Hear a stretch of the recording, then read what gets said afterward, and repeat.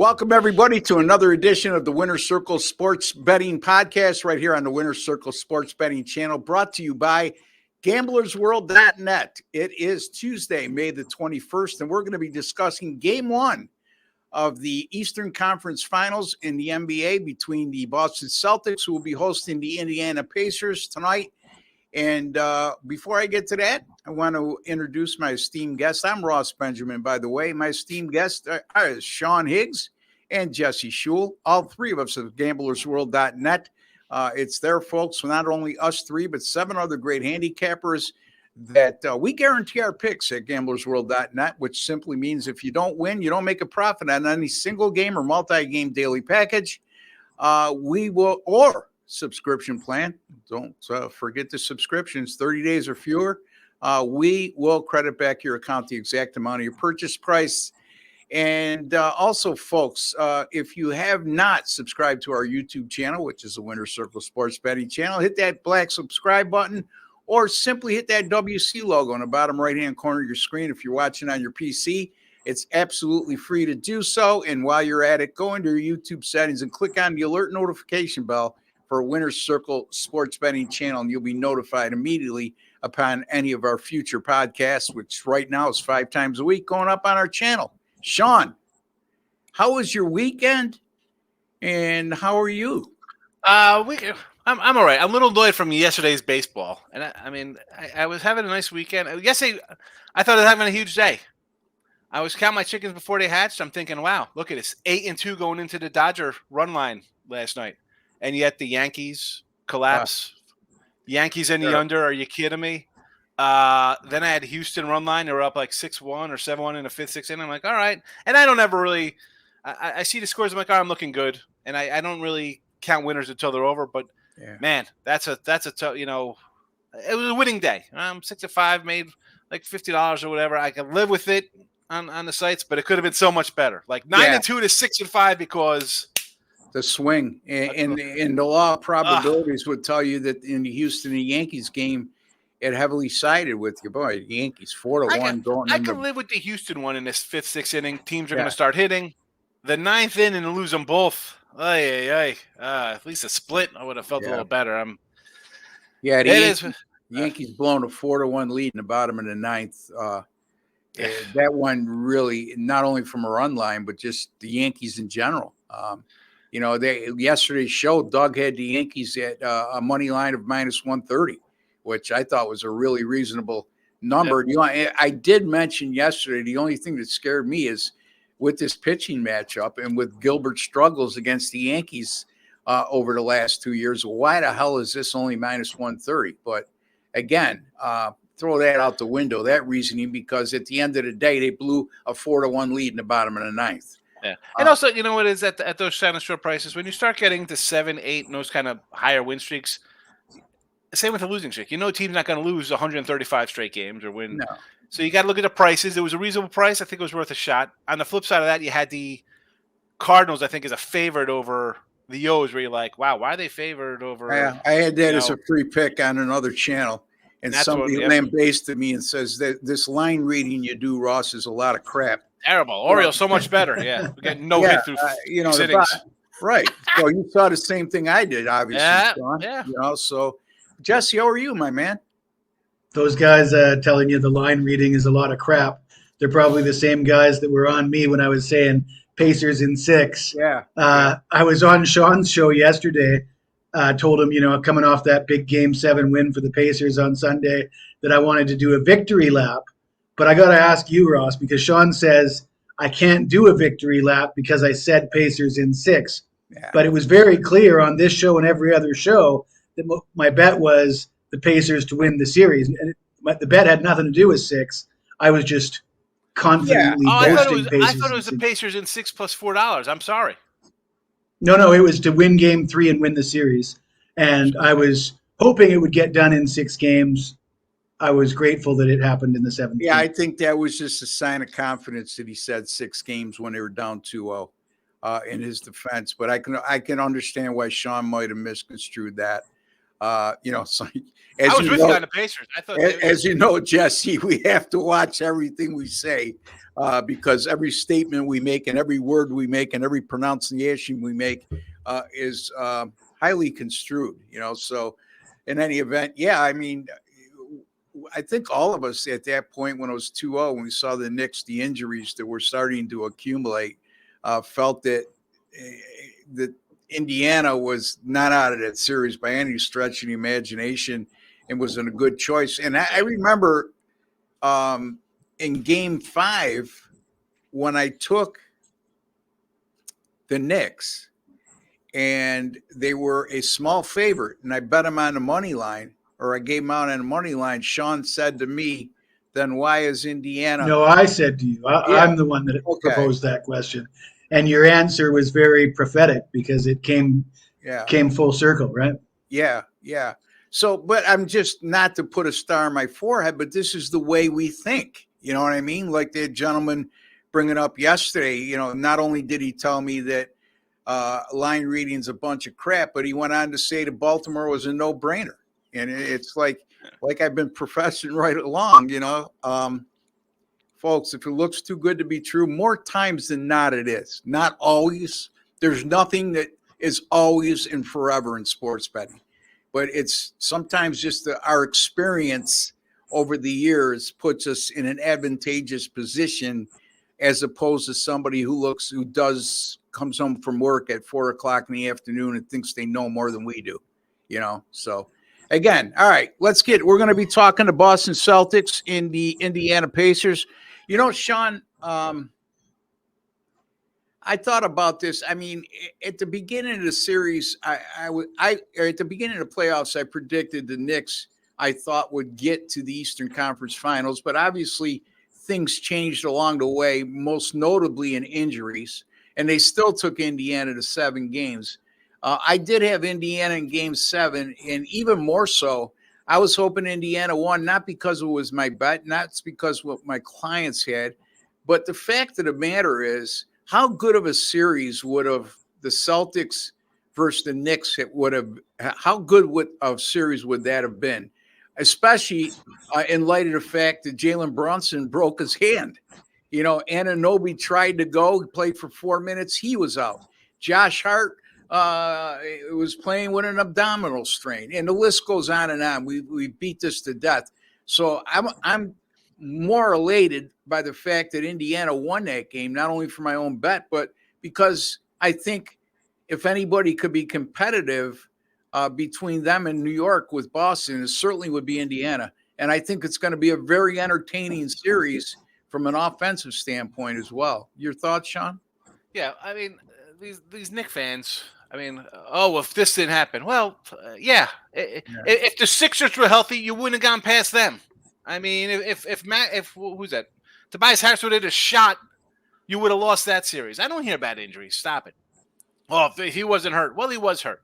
If Halliburton was healthy, maybe the Pacers wouldn't have been a 6 seed or whatever heck they were. I mean, if the Bucks were healthy, the Knicks and Pacers wouldn't even be here right now. I mean, stop. That is the way of the world. Guys get hurt, right? We talked about Luka. Guys are hurt, right?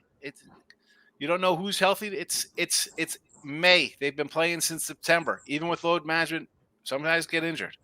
But yeah, listen, who wanted? Yeah, the Knicks. Oh, they would have given him a shot here.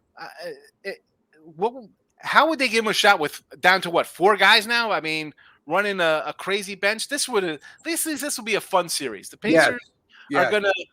The Pacers dictated a pace to a Knick team that looked like it was a 94 kind of Knick team, and the Knicks. Well, give them credit for responding. Their guys came out. Some guys had good games, career games. DiVincenzo had a monster game. Burks off bench, guys, a lot of scoring. You're going to get that in this kind of matchup here. So I'd rather have the Pacers than the Knicks for sure. You want a team that's at least going to be competitive, and as good as the Knicks were, they weren't really competitive games. I mean, that Game 7 wasn't close. Oh, Brunson left. They would have had a shot. They were down 20 when he was playing. I don't even mean they would have had a shot if he was healthy. Come on, folks. Stop it with the Knicks. Any kind of fan of teams, they get so wrapped up and you miss the warts of teams and what problems are with teams. Yeah, resiliency can carry you so far. the Knicks were a very resilient team all year long. Especially, it was evident after they lost Julius Randle, Jesse, Yeah. and everybody thought that their season was done when that occurred, and they proved otherwise. But, at the end of the day, it's reality, too. When the injuries continue to pile up. Look, we talked about the two players that were out. There were two most recent injuries above and beyond Randall and Bogdanovich and Mitchell Robinson. And we said, okay, well, you know what? Yeah, they have those injuries, but those guys got injured in the first series, and they're holding their own in this series against Indiana without those two. But then you add in Josh Hart going down with an abdominal strain and having to miss the latter part of Game 6. And we know that he wasn't 100% healthy. And then you get OG Anunoby trying to make a comeback from an injury, and he was out too prior to that. And he only lasted 4 minutes. Sometimes my point is resiliency carries you so far. And I just thought the Knicks would wear down when I talked about this prior to Game 5, and they did over the last two games. But your thoughts, Jesse? Yeah, you guys hit the nail on the head. I agree with you. I think this is going to be a good series. The bookmakers don't agree with us, though. Pacers Open is a 10-1 favorite. It's been bet down a little bit, but they're still a monster. Celtics 10-1. Yeah. Sorry, Celtics opened as a 10-1 favorite. Been bet down a little bit. I've been watching some of the shows this morning. A lot of the pundits calling for a sweep, calling for calling for the Celtics minus the 2.5 games, which I'm opposite on that. I really like the Pacers plus 2.5 games on the series handicap. I think they'll win at least 2 games in this series. And I know a lot of people want to look at Indiana and say, well, they ran into an injured Milwaukee team, and then the Knicks suffered injuries, and they're just lucky to be here. But when you got 7 guys that are averaging in double figures, and none of your starters have to play more than 30 minutes a night, you're gonna have more healthy bodies than your opponent. They're gonna have more healthy bodies in this series too. The starting center for the Celtics is out for at least the first 2 games. The backup center is a 37-year-old man who struggles from time to time, and can't in a series against the highest scoring team in the NBA when they're pushing the pace. You don't think some of those Celtics are going to get banged up and get their knocks? I think so. I think there's going to be an opportunity here for the Pacers. I do think the Celtics should be the favorite. I just don't think they should be that big of a favorite. Yeah, I would say if you're a big fan of the Celtics at -9, what were they? -900 yesterday. Jesse says they're -1,000. I thought they went down to -800 today. In that range, that's a ridiculous bet. First of all, okay, because your return on investment is not worth the risk. I would venture to say if you're contemplating and saying, how could the Celtics lose this series? I would tell you that you're probably better off being a little bit patient and might be able to catch a much better price on the Celtics by Game 4 or Game 5 of the series. And Sean said fun series.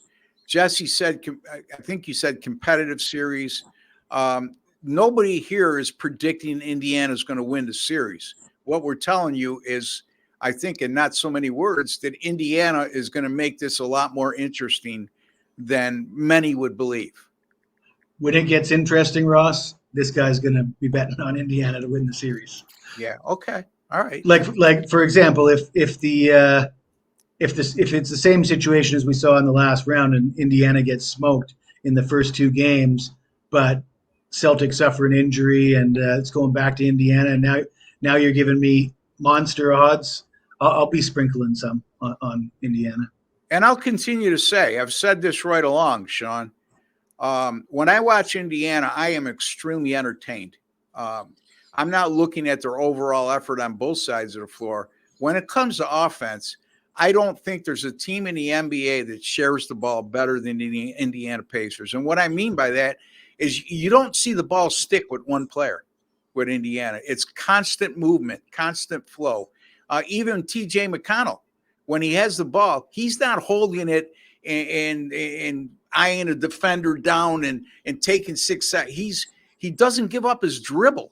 Okay, he penetrates. He doesn't give up his dribble. He gets himself in a position to take an easy shot or set somebody up. So the flaw with Indiana is quite evident. Is their defensive play, and that might be their downfall when Well, it comes to the series. Yeah. let me jump in because this is my game here. So we've talked about it a little bit. Sure. Let me just. I like the Pacers in the points here. And as Jess said, he was going to jump in and get a little more competitive. I don't see why you don't put a couple bucks on the Pacers money line every game of the series. Now, I know the thought process is, well, it's a game 7. You don't want to follow back on a game 7. Well, there wasn't like a Minnesota spot where they're rallying back from a huge deficit on the road. This is a game. It was over in the first quarter. You knew the Knicks were in trouble. So this was kind of like a cruise control game 7. As much as it was a game 7, you put 130 points up in a game 7. You're in control of the game. It wasn't some kind of overtime and back and forth kind of thing. I don't think Pacers getting a lot of love here. I mean, the line went from 9, it's up a 10. I saw a 10.5 at one spot. The other, I'm like 10. Like, what am I missing here? The team could score points. We've seen Boston shoot poorly sometimes. So Boston will want to play. Oh, we want to shoot? Sure. We're going to come out and take our shots. I think it'll be high scoring. I think Pacers are going to put points on the board. I think they probably get two in this series alone. I won't be really shocked if they pulled an upset here if this goes 7. I really wouldn't. If you're going to give me 10 points, you're going to give me plus 330, 350 on the money line here in Boston, games 1 and 2. I'll take that because I think they'll get one of the first 3 for sure, and they'll be plus money, and you'll be out ahead going 1 and 2 in taking dogs here. So I'll take the 10. I'll even do a little money line here for these games 1 and 2. I'll get the little heads up. It's a Friday. I'm going to have a little money line action here on the Pacers in both games 1 and 2 in Boston. All right, so there you go. Sean likes Indiana plus the 10 in game 1 over Boston. The only thing I would say, I would be more inclined, again, Boston has been awesome other than the fact that when they play game 2 at home, for whatever reason, they fell flat on their face in game 2 at home against Miami. They fell flat on their face in their last series in game 2 as well. To Cleveland, where they got blown out at home in game 2. And you bring that up, Ross. There's 2 teams that aren't as offensively capable as you Right. put those teams together. They're probably not as good offensively as the Pacers are all around as a team. Pacers are deep. They're a nice little squad. Yeah, they don't play defense, but they'll take it to the rack. They'll try to outscore you. No, you can't get no argument from me on that regard, Sean. There's a big difference between me saying that I love watching them play because they share the basketball great. They're entertaining. To me, blocking out the fact of their vulnerabilities defensively, I think could be ultimately their demise. And they're facing a team that, correct me if I'm wrong, that's second to them in the NBA in scoring this year in terms of points per game. Jesse, your thoughts? I thought their defense was actually not that bad in game 7. The way they pressured right up to the half court. They weren't allowing Jalen Brunson to get set and comfortable. The Knicks had to force up an awful lot of bad shots, and everybody, it'll go down in history as the game that the Pacers shot 67.1%, and we'll overlook the fact that the Knicks were knocking them down as well. DiVincenzo, I think, knocked down quite a few. I don't know what his percentage was, but he was making some tough shots that were not wide open shots by any stretch of the imagination. So I thought the Pacers did quite well, all things considered, defensively. Yep. Yeah, my retort to that would be, obviously Boston has more offensive firepower and talent than that depleted Knicks team had. I don't think you're going to be able to do the same thing to the Knicks defensively you can do to Boston. Now, having said that, I think Indiana's more than capable of winning at least 2 games in a series. I think Indiana's coaching staff might have more experience as well, and if one coach is going to make a difference here, I like Carlisle over Missoula. It's a good point, so we'll see. I mean, Indiana hasn't been nowhere near as good a road team as at home, which is the case for many teams in the NBA. They're 2-5 straight up on the road. My feeling is, just as a counterpoint to Sean in game 1, and not to say not cutting down his analysis or his pick, is my concern would be in Sean's case is you got a team playing coming off of Game 7, regardless of how close or not close Game 7 was, playing on 1 day rest, have played 13 games in the first 2 series against a team that's played 3 less games in the first 2 series, and also playing on, I believe, 4 days of rest. That would be my concern. And in terms now, again, you guys are better at this than I am. Would you consider Indiana as a first quarter or halftime play here against Boston, based on the fact that maybe Boston's a little rusty and Indiana's been playing right along? Sean? Yeah. Well, listen, if I like them to getting 10 points, I think they're going to be competitive through the game. Right? I'm saying let's do a little money line in these games. So I think they're going to be competitive all they throughout. better be competitive in the first half if they're going to cover that number. Right. Yeah. Right. And, and real fast, the Celtics, what is this? Their 6th conference final in the last, 8 years? Yeah. And when they go to the finals once? Yep. All right. Yeah, so 2 years ago. This is the same. This is the same. I mean, the core is still there, basically. It's right. It's been Tatum and Jalen.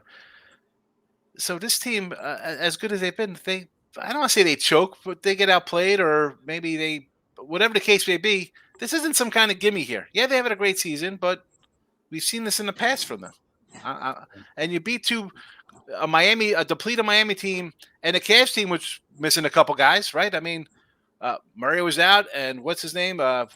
Jared Allen's out for the Cavs. He didn't play. Yeah. I don't know. No, let's not forget they lost to the Heat last year as well. I don't disagree with any of your points, Sean. Go ahead, Jesse. Yeah, I mean, they did get knocked off last year by a pretty average Heat team, or a very competitive Heat team, but not what were the Heat? A 6 seed, 7 seed, something along in the same. Heat were a much better defensive team too than this version of the Indiana Pacers. No, but Indiana poses a different challenge for them. Absolutely. Certainly. But yeah, I don't want to be on Indiana in Game 1, just situationally coming off the Game 7. But I would agree with Ross. If you do want to be on Indiana, coming off of a game where you shot 67%, will that the heat check or whatever, will that stay for the first half? And if the Celtics do run away with this game, will they do it in the third quarter? That's how I sort of envision it, like the game script based on the line and the situation. When I say game script, I don't mean that the games are scripted. I just mean what you can infer through the line and the situationals. I could see it being a high-scoring, competitive first half. Boston pulls away in the third quarter. Indiana suffers that letdown coming off that Game 7, and we head into Game 2. Indiana down 1-0. That's how I see it happening. Yeah, and Jesse, I hear you use the word regression many times in the course of handicapping the game. We're talking about an Indiana team in the last 2 games of the Knicks series shot 53% and shot 67%, which, by the way, folks, no team in the history of the NBA playoffs has shot that well through the entirety of a game. Regression, in terms of their shooting, I don't think you'd go out on a limb by saying that's a distinct possibility. I would. Well, I said the same thing about the Denver Nuggets. They had shot 53%, 58%, 55%. And I said, I can guarantee you they're going to suffer some regression. I can't guarantee you when it's going to be, but I can guarantee there's going to be regression. Yeah. And you can say the same thing for certainly about the Pacers. To play devil's advocate, though, Ross, we are talking about the team that did lead the playoffs in field goal percentage heading into that game before they broke the record, and we're talking about the highest scoring team in the NBA. So if we want to start talking regression to what? To 55%? Yeah. Well, regression to 50% still going to keep you in a lot of games, right?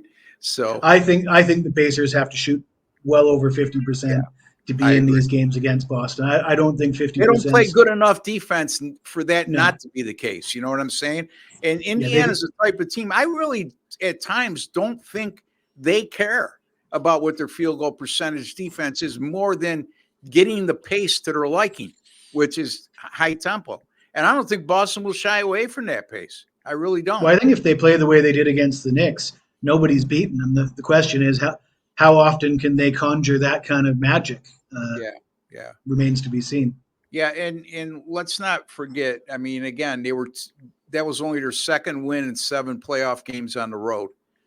So they're going to have to win at least one, right? And for them to have a shot in the series. All right, good stuff, guys. Great stuff. Anyway, Jesse, let's get to you and your 2 props for this game. All right. Well, the first prop I will look at, we're talking Tyrese Halliburton. He had a monster game in Game 7, 6 of 12 from beyond the arc. Halliburton really lit it up in the series against the Knicks from beyond the arc. 44% 3-point percentage in that series. And what really gets me is his attempts, over 9 attempts per game during that series. And I've got him in a head-to-head matchup against Jason Tatum. We all know that Jason Tatum has struggled in the postseason so far. I believe the Tatum PRA went under in like 11 straight games or something. A lot of people were betting on that. I was on it a few times.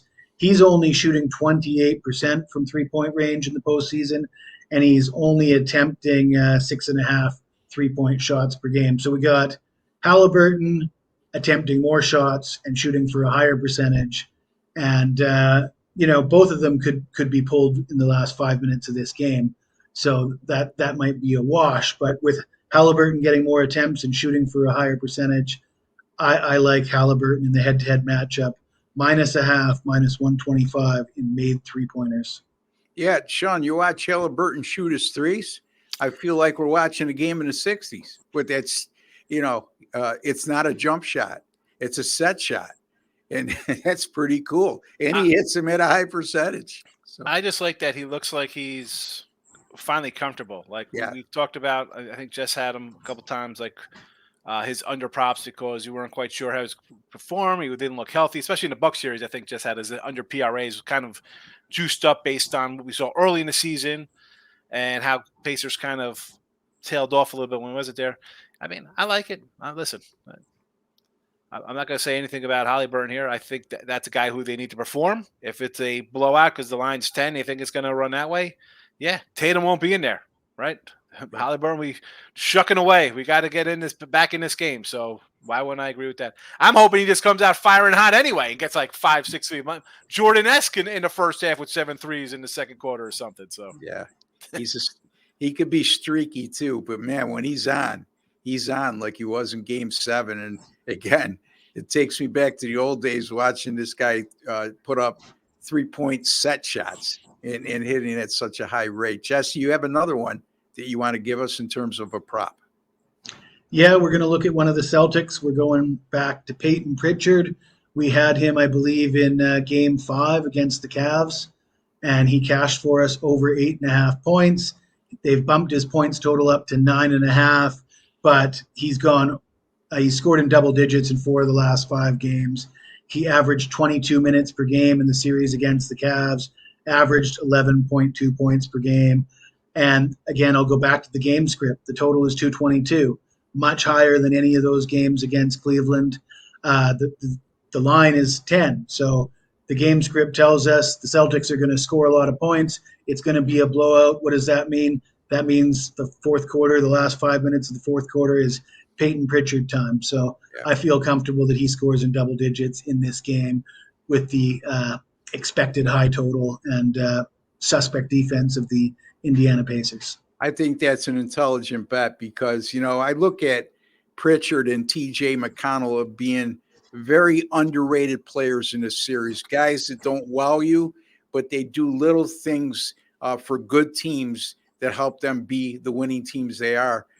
Pritchard, you made a good point, Jesse, and I've noticed this when Boston has gotten away from their opponents, meaning got big leads, and when they take out the Jaylen Browns and Jason Tatums of the world, Pritchard seems to be the guy they leave on the floor and depend on the second teamers and guys aren't used to a lot of minutes as being the orchestrator or a guy to carry them a little bit offensively. Sean, what's your take on Peyton Pritchard? If he's going to score it's because the other guys are out, right? Like that's what we're looking at. So again, Jesse spot on with his Burks analysis the other day in this kind Yeah. of spot, right? So and there was another guy who he had. Who'd you have in the other? There was another one you pulled this out. Maybe it was a Derek White in a previous series or something. It was the same notion of the stars. Like Jesse's perception is Game 7, flat spot, not come out as good, big lead. Here come the bench guys coming in points. So I agree with the look. I'm hoping he's in there because it's a bad game for the Celtics at home, and they're like, oh boy, let's regroup here. Yeah, Well, they're he's down still by 15. Yeah. Yeah, but he's still getting a lot of important minutes too. When when it's a competitive game early on, he's getting a lot more than he's got in his career, and he's producing. So, and I think he continues to be undervalued. A guy like T.J. McConnell too is, I would look at again in terms of his props, maybe even the rebounds, points, and assists combined, because he seems to be a more well-rounded player than Pritchard is. But Pritchard's a pure look at. He was a pure scorer in college. I never thought that his game would translate to the NBA as well as it has. I mean, he's not putting up great numbers, but I thought he would be a marginal at best NBA player. And he's Worth pointing out, Ross, that in the final 2 games of the regular season, the Celtics rested all their starters. So Pritchard got to play the main role as the scorer. He went off for 30 plus in both those 2 games. Yeah, there you go. That's exactly what I was trying to say. When they empty the bench, they depend on him to be the orchestrator and carry the load on offense, because he has played some important minutes as opposed to some of the guys that have played limited minutes throughout the course of the year. So again, Jesse likes Peyton Pritchard over 9.5 points scored. He also likes Tyrese Halliburton to score more make more 3-pointers than Jason Tatum.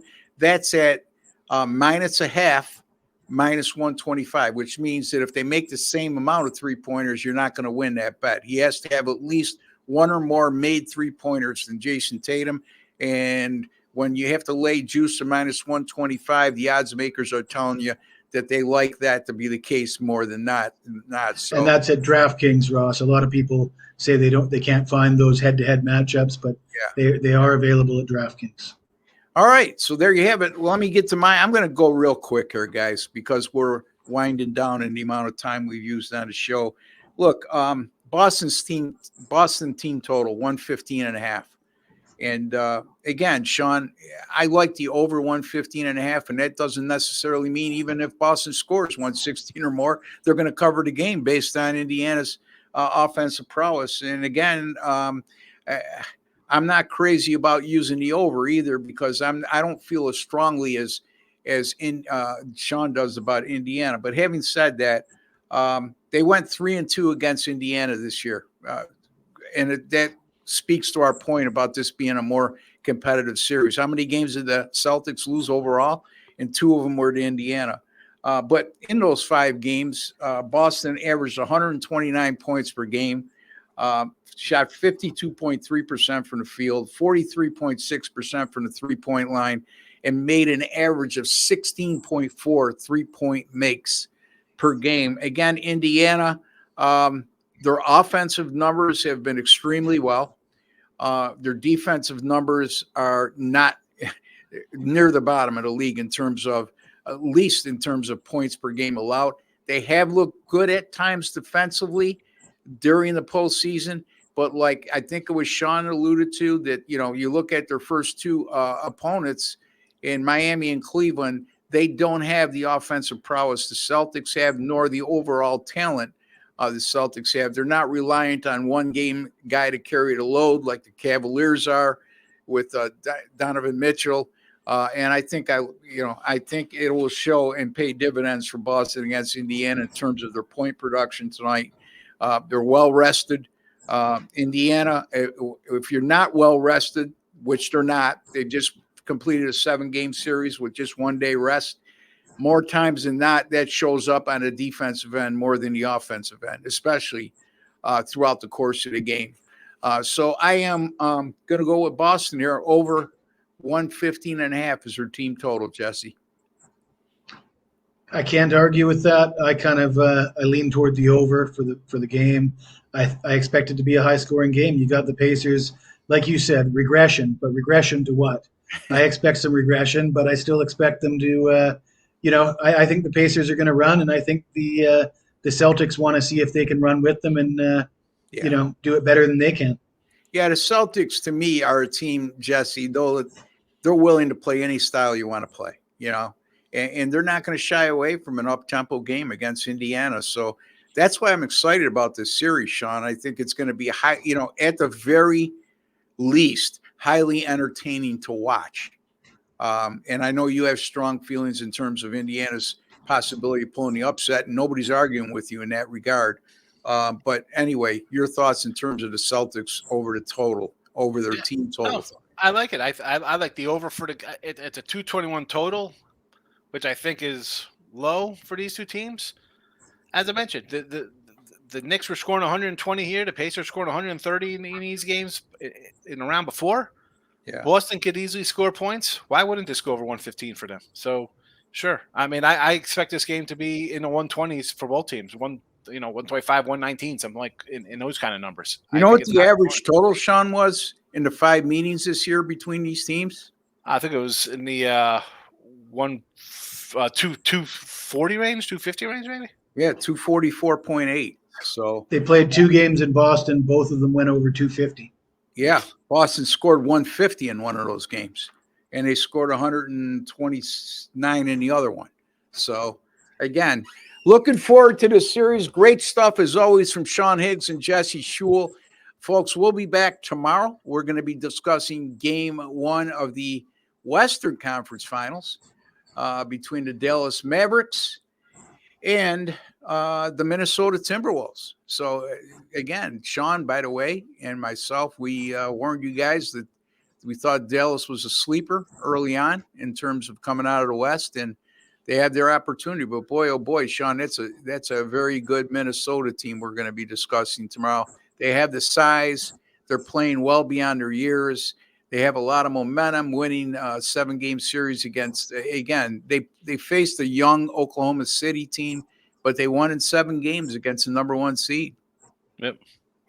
It's listen, we'll talk about that tomorrow. We're going to go into a type of discussion on that series. But yeah. So anyway, Jesse, I'm going to end the show here. If you have anything else you want to add before we leave. Yeah, if you guys don't mind, would you smash that like button? Smash that like button, folks. Just a small token of your appreciation for the time, work, and effort we put into bringing you a quality podcast 5 times a week. Until tomorrow, for Sean Higgs, Jesse Schule, and Ross Benjamin, take care and God bless, folks.